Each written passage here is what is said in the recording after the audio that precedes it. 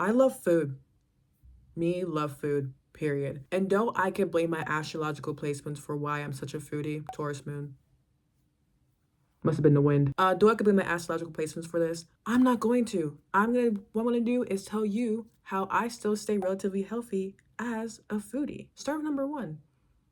What are your tastes? Are you more of a savory or are you more of a sweets type of person? Because if you're more savory over sweets, I recommend these type of foods to incorporate into your diet with a hint of sweet because natural sugars are never the enemy. And they have the micronutrients that you need so you don't die. And if you're more of a sweets over savory person like myself, I recommend incorporating these type of foods because I love sweets, so I love adding these stuff with a hint of savory, especially in the mornings, so you don't have a blood sugar crash. And also, so you don't die. The reason why I emphasize this is because I don't want you to pull something that I did where you end up so brain fogged and so fatigued because you are missing out on micronutrients from the other foods that you just didn't add because you are such a picky eater.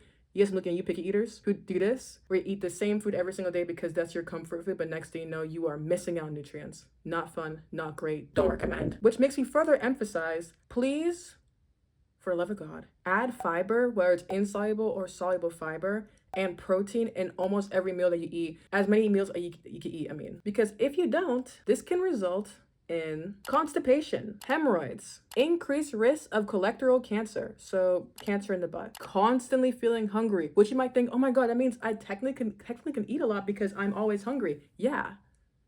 So you can't sleep at night because you are hungry. I've been there before. It's not fun. Fatigue, like I said. Skin and hair changes. And you might think, oh, my skin's gonna glow, my hair's gonna grow. No, your skin's gonna become dull and your hair is gonna fall out.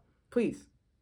No, not fun. And for the stars who have children, if they also lack in protein, this could cause stunted growth. Your child won't grow. So I highly recommend incorporating fiber, whether insoluble and actually not even whether insoluble and soluble if you can, fiber into your diet. But don't just immediately add like a ton of fiber the next day, like slowly incorporate it each day. Because as someone who went from eating like little to no fiber to every day like big fiber, your body's not gonna be used to that and you're just gonna end up feeling worse than you did before. So slowly add fiber to the point you're eating the recommended amount, which is when it's gonna pop in the screen right there. Same thing with protein and like also healthier foods. Slowly add them in.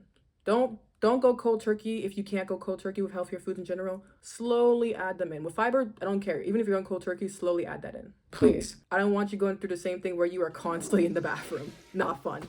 So now you might be asking, but Susie, how do I slowly incorporate healthier foods while weeding out unhealthier foods? Which actually, funny enough, leads to number 2 of my advice, which is to inconvenience yourself from the unhealthier option. And yes, even if you had already bought the unhealthier option, just put that on the top shelf. Just put that in a place where it's either hard to grab or just somewhere you easily forget, especially for my ADHD girlies, because our object permanence is already bad already. Just put it where it's harder to see and you end up forgetting it exists. And after putting more on the bottom shelf, the healthier foods, or just a place where it's easier to grab the healthier foods. Works every time. It helped me a ton when I was first losing weight as well, and I didn't want to give up on my sweets because I was like, I still want to eat my sweet treats, but I also want to eat healthier.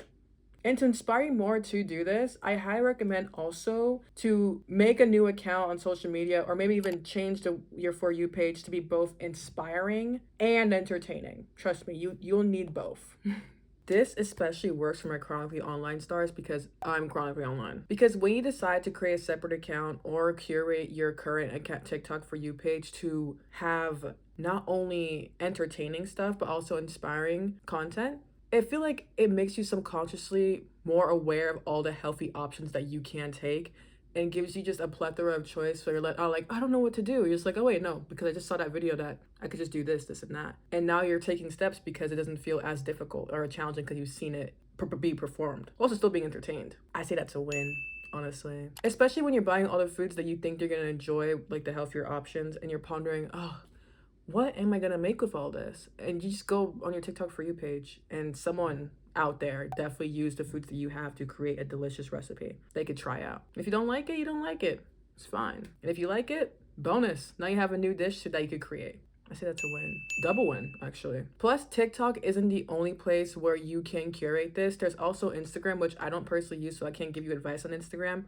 But I feel like personally the best place where I went to first was Pinterest. It's so nice. I swear to you. Because back then, my Pinterest used to be full of junk food. I'm not sure if any stars relate, but like my Pinterest used to be filled with junk food and like memes and, you know, all that stuff. But it was junk food, which made me more likely to want to go get junk food because that junk food looked pretty. Still junk food, but look pretty. So now my For You page is not only healthy food, but it's entertainment, it's memes, it's gym goals, it's everything in between, while also still showing the inspiring food that I like. So whenever I'm like, you know, I'm really hungry, I'm not thinking I should go to that junk food place because I just saw some junk food look really nice. I'm thinking, oh, I should like create like a yogurt bowl because I just saw like this really pretty yogurt bowl and I want to recreate it. Work smarter, not harder, let me tell you that. Next, when it comes to eating food, I want to tell you, stars, this: you do not have to finish your meal. It is fine that you could not finish that tiny bite. It is fine that your food expired. And no, I do not think the starving kids in Africa care if you specifically didn't finish your food. So you can just cover your food up, put it in the fridge, share it with friends if you want to, or just put it in whatever storage you need to use to put food in and eat it later. Even if it's just a tiny bite. The amount of times where I've saved tiny bites because I was like, the food's just too good, I can't put it to waste, I just put it in the fridge. And you are not a failure at all for not finishing your food. Nor are you a terrible person for not finishing your food. Because your body communicated to you that you are full. So to respect your body, listen to it and stop eating when you are full. That's something that I needed to hear as I was losing weight, and something I feel like you should hear as well, even as someone who might not be losing weight, just someone just trying to eat more healthier. It is fine. And since we're kind of topic of bites, I just gotta tell you this minor little tip that connects to this tip, which is slow bites save lives. It makes you kind of realize donuts are nasty. They taste kind of weird. That's my own opinion. But slow bites save lives. See, I'm not sure if that rhymed, but you know, I think you get the idea. You get the idea, right? Because eating slower lets you know when you are actually full, because it takes about 20 minutes, I believe, for the body to indicate and let you know, hey, we're full. So if eating slower, you're able to be like, hey, now I know when I'm full. And also for us foodies, you get to actually savor the taste. See, I always grew up as like a food vacuum, I like to call myself. So I remember I was talking to a slow eater and I was like, I generally asked like, okay, but why do you eat so slow? And they said, because they like to savor the taste. I was like, what do you mean? Like, don't you already get the taste from just eating it? Till I started eating slower. No, they're right. You actually get to really taste the food that you're eating. It makes you realize, yo, this food, this healthy food is kind of fire. Or it makes you realize, damn, this donut really is just oil, fat, and sugar. Which is why I don't like donuts that much anymore. So how I eat slower is I take a bite of the food, right, where it's like a burrito, so I'm holding it, or like, you know, fork, spoon, whatever. And after that, I put it down as I'm chewing. So in case, so it doesn't make me feel inclined to just take another bite as I'm eating it. I'm just like, bite, put down, you know, bite, put down. And after I keep chewing till it becomes like mush or like applesauce texture, I've heard it's called. And after that, I swallow. And also, I've heard that actually helps you get the actual nutrients of the food, because if it's like bulky and stuff like that, it's not great for your stomach, which I just learned recently. And I'm like, what? Thank God I eat slower. And thank God you're now knowing to eat slower. It's like really get the nutrients from the food that you're eating. And here's an extra bonus tip so you stars know. Number 5, when you travel to places, it is fine to eat the food and count the food as part of the experience. Because especially if you're going to a different country or like a completely different area where the culture is just so new, yes, the food is part of the experience. And I'm gonna tell you why. Because really though, in my opinion, doing that teaches you how much eating should be a guilt-free experience. You should not be eating and being like, oh no, like, what's this one day gonna do to me? Nothing. This one day will do absolutely nothing besides teach you, okay, the food tasted fire, or okay, that's not my type of food, or okay, I have some ideas on how to make this like a healthier version so I could eat them more often. So all those sound like wins to me, because you're, you know, living life and learning what life can bring, and one of those things being the food that you eat. As a foodie, sounds like a win to me. Because think about it, right? Not only are you traveling to a new area and actually viewing the plethora of things to do in that new area, like the activities, the hobbies they can find, all those type of stuff, but you're also trying out the food and really learning, oh, so that's the type of food that they eat here. Oh, that's so cool. Like you're engaging with the culture, and that's cool. It's something that you can't just like deny yourself from, because you're like, I need to eat my carrots today. Yeah, you can. You could plan out when you're gonna eat those carrots, and you can plan out when you're gonna like have that like bad eating day. Plus, you're learning a bit more of your body cues and also all the types of things that you actually like to eat. Because I remember I did not know that I like salmon till I started eating like salmon from like other like food sources that I ate, and I was like, wait, raw salmon's actually kind of fire. And after I found new ways to eat the salmon in my own meals. Of course, I can't buy salmon often because salmon's actually rather expensive, but whenever I can, trust me, I'm eating that up. And that same thing goes with like eating for the experience as well, because you think about your finances as well and think, okay, can I actually eat for the experience? No, then it's completely fine. Just have other experiences. Because really, I'm trying to teach you guys, hey, the experience isn't only the place that you're at, but it's also the food. It's so many other things. Don't like stick your mind to one thing. Keep that open. And now I want to end this video off on this note. Do not ever, and I mean ever, try to eat way below your caloric intake. I'm not talking about calorie deficit, but way below your caloric intake, like 1,000 calories or 800 calories. Unless that's your caloric deficit then. But if you're eating just way below like 500 calories to be healthy, because all that's going to do is make your hair fall out and your breath smell like farts. Not fun. Don't you dare ever try to ignore obvious hunger cues. Not ones where it's like, okay, maybe I am just thirsty, but ones where it's like you've been drinking this entire day and you haven't ate a single meal.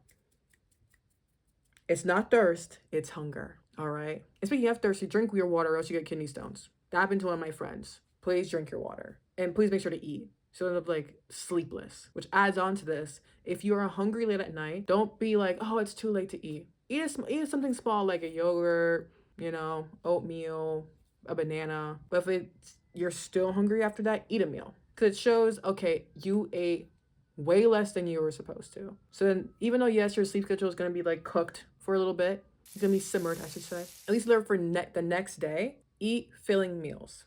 So then you could sleep a lot better. So do not wait till you are beyond the point of hunger to eat, because that will just lead you to binge, regret it, and then repeat. Because I would rather you be securing yourself while eating sustainable, nourishing foods, and feeling constantly insecure by yourself solely because your body's like, hey, we need nourishment. Now I'll make this real clear. Do I know that you might be a tiny bit hungry when you are on a calorie deficit? Yeah, I do understand that. I was a bit hungry. Do I also understand that you aren't supposed to be starving while you're in a calorie deficit? Yeah. It's supposed to be like, oh, I'm a bit hungry, I have a little bit of space for food, but I'm just not gonna. No, that's how you're supposed to be feeling, not I am terribly hungry. If you are terribly hungry, you terribly need to eat more. So whether you're on weight loss, maintenance, or even weight gain, make sure you eat enough food. I go by 80-20. Honestly, that's my vibe. Choose what works for you. 80-20 works really well with me. I recommend. So if you enjoyed this video telling you guys, you stars, how I still stay relatively healthy as a foodie, comment down below what tip you liked. Like the video if you enjoyed it, of course. And subscribe. It's just glue, I think, when I said that. Subscribe. I don't know if it does it twice. I don't know if it does it twice. Anyways, I hope you enjoyed this video. That's all I want to say. And I will upload next month. And I'll be uploading shorts more, of course, because I love uploading shorts for you stars. Bye.